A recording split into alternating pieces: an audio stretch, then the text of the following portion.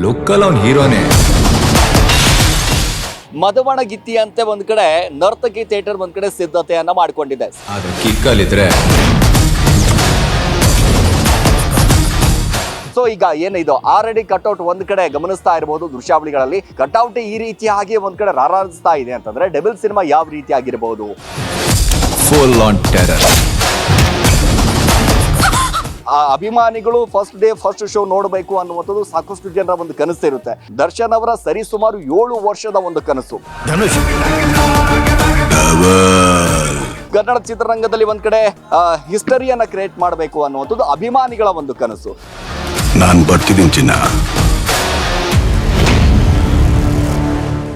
S, ರಾಜ್ಯಾದ್ಯಂತ ಅಬ್ಬರಿಸೋದಕ್ಕೆ devil cinema ಇನ್ನೇನು ಕೆಲವೇ ದಿನಗಳು ಬಾಕಿ ಇರುವಂಥದ್ದು ಅಂತಂದ್ರೆ ಡಿಸೆಂಬರ್ 11ನೇ ತಾರೀಕು ಸಿನಿಮಾ ರಿಲೀಸ್ ಆಗ್ತಾ ಇದೆ. ಬಹಳ ಅದ್ಭುತವಾದಂಥ ಸಿನಿಮಾವನ್ನ ನೋಡೋದಕ್ಕೆ ಅಭಿಮಾನಿಗಳು ಕೂಡ ಈಗ ಕಾತುರದಿಂದ ಕಾಯ್ತಾ ಇರುವಂಥದ್ದು. ಈಗಾಗಲೇ ಮದವಣಗಿತ್ತಿ ಅಂತೆ ಒಂದ್ ಕಡೆ ನರ್ತಕಿ ಥಿಯೇಟರ್ ಒಂದ್ ಕಡೆ ಸಿದ್ಧತೆಯನ್ನ ಮಾಡ್ಕೊಂಡಿದೆ. ಸಂಪೂರ್ಣವಾಗಿ ಯಾವ ರೀತಿಯಾದಂಥ ವ್ಯವಸ್ಥೆಯನ್ನ ಮಾಡ್ಕೊಂಡಿದ್ದಾರೆ, ಏನ್ ಕತೆ ಅನ್ನೋದು ಈಗಾಗಲೇ ಗಮನಿಸ್ತಾ ಇದ್ದೀರಾ ದೃಶ್ಯಾವಳಿಗಳಲ್ಲಿ.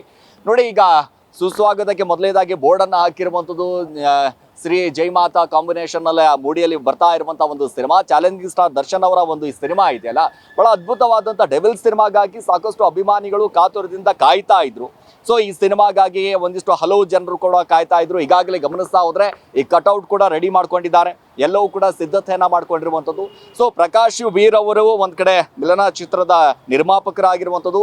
ಆ ಸಿನಿಮಾವನ್ನ ಅಂತಂದ್ರೆ ದರ್ಶನ್ ಅವ್ರನ್ನ ಬೇರೆ ಸೈಡ್ ನಲ್ಲಿ ತೋರಿಸ್ಬೇಕು ಅನ್ನುವಂಥ ನಿಟ್ಟಿನಲ್ಲಿ ಈ ಸಿನಿಮಾದಲ್ಲಿ 2 ಪಾತ್ರಗಳ ಮೂಲಕ ಒಂದಿಷ್ಟು ಅಭಿನಯವನ್ನ ಮಾಡಿಕೊಂಡು ಬರ್ತಾ ಇದ್ದಾರೆ. ಸೊ ದರ್ಶನ್ ಅವರು ಯಾವ ಅಂತಂದ್ರೆ ಬೇರೆ ಬೇರೆ ಆಂಗಲ್ಗಳಲ್ಲಿ ಆಗಿರ್ಬೋದು, ಆ ರೀತಿ ಆಗಿರ್ಬೋದು, ಈ ರೀತಿ ಆಗಿರ್ಬೋದು ಅನ್ನುವಂಥ ಲೆಕ್ಕಾಚಾರದಲ್ಲಿ ಅಭಿಮಾನಿಗಳು ಕೂಡ ಒಂದಿಷ್ಟು ಎಕ್ಸ್ಪೆಕ್ಟೇಷನ್ ಇದೆ. ಸೊ ದರ್ಶನ್ ಅವರು ಯಾವ ಪಾತ್ರವನ್ನ ನಿಭಾಯಿಸಿದ್ದಾರೆ ಅನ್ನುವಂಥದ್ದು ಈಗಾಗಲೇ ಗಮನಿಸ್ತಾ ಇದ್ದೀರಾ. ಸೊ ಈಗ ಏನಿದು ಆಲ್ರೆಡಿ ಕಟ್ಔಟ್ ಒಂದ್ ಕಡೆ ಗಮನಿಸ್ತಾ ಇರಬಹುದು ದೃಶ್ಯಾವಳಿಗಳಲ್ಲಿ. ನರ್ತಕಿ ಥಿಯೇಟರ್ ನಲ್ಲಿ ಯಾವ ರೀತಿಯಾದಂತ ಒಂದ್ ಕಡೆ ಸಿದ್ಧತೆ ಇದೆಯಲ್ಲ, ಈ ಸಿದ್ಧತೆ ಗಮನಿಸ್ತಾ ಹೋದಾಗ ದರ್ಶನ್ ಅವರ ವಿಚಾರ ಅಂತ ಬಂದಾಗ ಡೆವಿಲ್ ಅನ್ನುವಂಥದ್ದು ಸಂಪೂರ್ಣವಾಗಿ ಈ ಕಟ್ಔಟ್ ಅನ್ನ ನೋಡ್ತಾ ಹೋದಂತ ಸಂದರ್ಭದಲ್ಲಿ ಅಭಿಮಾನಿಗಳು ಕೂಡ ಅಷ್ಟೇ ಖುಷಿಯಾಗಿದ್ದಾರೆ. ನೋಡಿ, ಈ ಕಟ್ಔಟ್ ಈ ರೀತಿಯಾಗಿ ಒಂದ್ ಕಡೆ ರಾರಾಜಿಸ್ತಾ ಇದೆ ಅಂತಂದ್ರೆ ಡೆವಿಲ್ ಸಿನಿಮಾ ಯಾವ ರೀತಿ ಆಗಿರಬಹುದು, ಏನ್ ಕತೆ ಅಂತಂದ್ರೆ ಎಕ್ಸ್ಪೆಕ್ಟೇಷನ್ ಮತ್ತೊಂದಿಷ್ಟು ಜಾಸ್ತಿ ಆಗಿದೆ.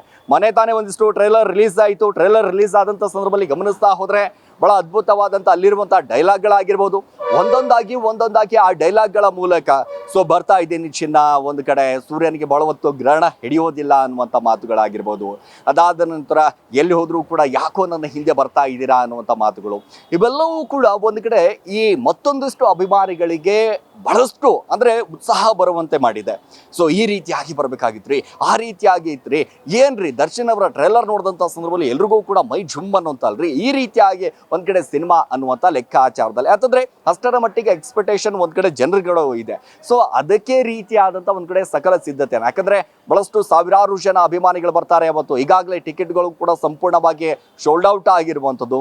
ಸೊ ನರ್ತಕಿ ಥಿಯೇಟರ್ನಲ್ಲಿ ಬೆಳಗ್ಗೆ 6:30ಕ್ಕೆ ಸೊ ಫಸ್ಟ್ ಶೋ ಆರಂಭ ಆಗುತ್ತೆ. ಆ ಫಸ್ಟ್ ಶೋಗೆ ಯಾವ ರೀತಿಯಾದಂಥ ಸಿದ್ಧತೆಯನ್ನ ಮಾಡ್ಕೊಂಡಿದ್ದಾರೆ, ಸೊ ಪೊಲೀಸ್ ಅಧಿಕಾರಿಗಳು ಎಷ್ಟು ಜನ ಇಲ್ಲಿ ಬರ್ತಾರೆ ಅನ್ನುವಂಥದ್ದು, ಅಭಿಮಾನಿಗಳು ಎಷ್ಟು ಜನ ಬರ್ತಾರೆ ಅನ್ನುವಂಥದ್ದು ಸಂಪೂರ್ಣವಾಗಿ, ಯಾಕಂದ್ರೆ ಇಲ್ಲೇ 2 ಥಿಯೇಟರ್ ಇರೋದ್ರಿಂದಾಗಿ, ಪ್ರಮುಖವಾಗಿ ಮತ್ತೊಂದು ಕಡೆ ಸಂತೋಷ್ ಥಿಯೇಟರ್ ಇರೋದ್ರಿಂದಾಗಿ, ಮತ್ತೊಂದು ಕಡೆ ನರ್ತಕಿ ಥಿಯೇಟರ್ ಇರೋದ್ರಿಂದಾಗಿ ಸಾಕಷ್ಟು ಜನ ಬರಬಹುದು. ಅಂತಂದ್ರೆ ಡೆವಿಲ್ ಸಿನಿಮಾನೇ ಒಂದಿಷ್ಟು ಕಣ್ಣು ತುಂಬಿಕೊಳ್ಳಬೇಕು ಅನ್ನುವಂಥ ಕಾರಣದಿಂದಾಗಿ, ಯಾಕಂದ್ರೆ 6:30ಗೆ ಫಸ್ಟ್ ಶೋ ಇರೋದ್ರಿಂದಾಗಿ ಸೊ ಈ ಶೋವನ್ನ ಅಭಿಮಾನಿಗಳು ಫಸ್ಟ್ ಡೇ ಫಸ್ಟ್ ಶೋ ನೋಡಬೇಕು ಅನ್ನುವಂಥದ್ದು ಸಾಕಷ್ಟು ಜನರ ಒಂದು ಕನಸು ಇರುತ್ತೆ.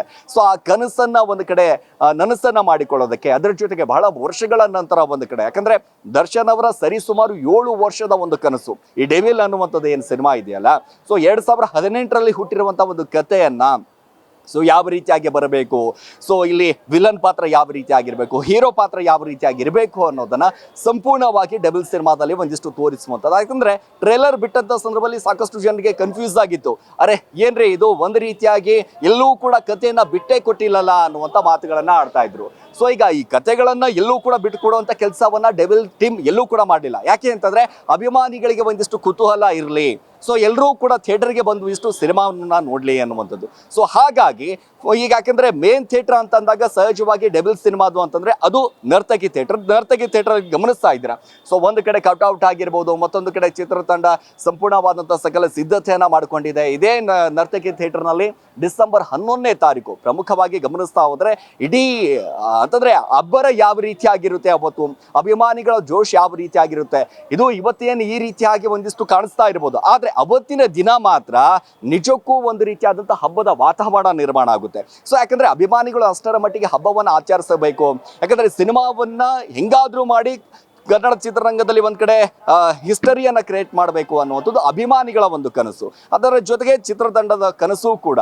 ಸೊ ಹಾಗಾಗಿ ಈ ಸಿನಿಮಾದ ಮೂಲಕ ದರ್ಶನ್ ಅವರ ವ್ಯಕ್ತಿತ್ವ ಆಗಿರ್ಬೋದು, ದರ್ಶನ್ ಅವರು ಯಾವ ರೀತಿಯಾಗಿದ್ದಾರೆ, ಅವರ ಏನು ಕತೆ ಅನ್ನುವಂಥದ್ದು ಎಲ್ಲರೂ ಕೂಡ ಒಂದ್ ಕಡೆ ತೋರಿಸಿಕೊಳ್ಳೋದಕ್ಕೆ ಈ ಸಿನಿಮಾ ಈಗಾಗಲೇ ಬರ್ತಾ ಇದೆ.